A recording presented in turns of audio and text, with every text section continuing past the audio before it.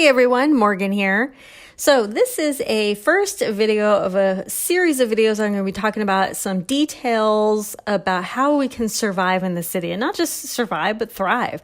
If you know anything about me or my videos, you know that I am a true believer that you can survive in the city. Many people think that you're just going to die in the city. I'm not one of them. I think that there have been many instances in the past that have proven that there is no guarantee that you're just going to die in the city just because of an SHTF situation.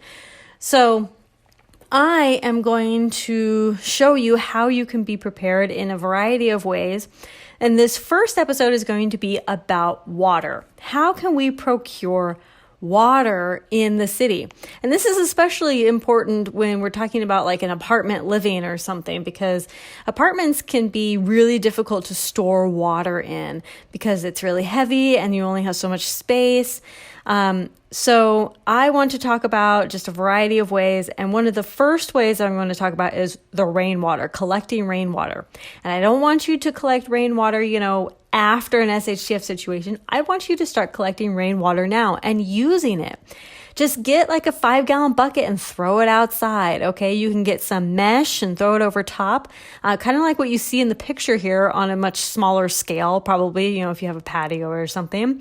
If you have a house in the city, in an urban area, you could use a bigger system like this, get several of these, really build up that rainwater collection system. Or if it is SHTF and it's raining, throw out your bowls, your cups, your whatever, just throw out anything that can hold and accept water, put up a tarp, do whatever you got to do. Next one is going to be investing in a silcock key. Again, I feel like I am sponsored by the silcock key because I talk about it so much, but it is so valuable. I do recommend that we stay in our homes unless we're actually absolutely forced out of our homes because we need supplies such as water or other food.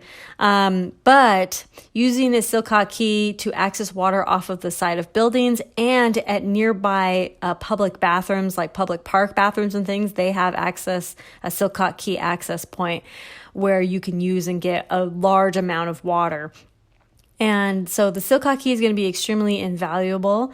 There may be really nearby buildings that you could use this in, Many buildings will have direct access with this silcock key. And the next one is going to be, filling up your sinks and your bathtubs. Preferably put something, there to where it's actually filling it up. Get the water bob, just fill up your sinks and then use that water. And, fill up multiple times, because the water should be good for a while at least. So fill it up, put it in some containers or, just fill up a bunch of containers. In an SHTF situation, if you have just like some containers that you could fill up with water, just do it. Just fill up a bunch of containers from your sink, from your bathtub, whatever, and just fill stuff up, right? And the next one is going to be, if you have access to a water heater, that is a great resource for water. And freezing water, the majority of us should have some room in our freezer or fridges. And, to where we can put containers in there to store it and use it when needed, right? So that's kind of nice out of the way, and plus it's really good to keep your fridge and freezer running for longer periods of time. It helps your fridge and freezer not work so hard. And it keeps stuff cooler longer if your power does go out. So it's kind of like a triple threat, It's a good advantage there, putting bottles of water and things in your freezer and in your fridge. And the next one is going to be actually going out and procuring water from some sort of body of water that's nearby. This is a difficult process, but it's just kind of like with the silcock key. If you're procuring water from outside your home and you're taking it back, I would suggest some sort of wheeled device to help you take it back instead of lugging it on your back or carrying it in your arms. You can only carry so much water. Water is very heavy. So get some sort of wheeled item, like especially if you can't get your car out, get a cart for your bicycle, whatever it's going to take to wheel back a plenty of water, because you want to try to make the least amount of trips possible, maybe trying to reduce it to a couple times a week instead of every day, because that would get very exhausting, very time consuming. It's really tough that way. So even if you have, plentiful of water around in your city area or whatever, it's still a difficult, long process to go find the water, bring it back, and then, purify it. But speaking of purifications, we do need to have several purification methods in our home.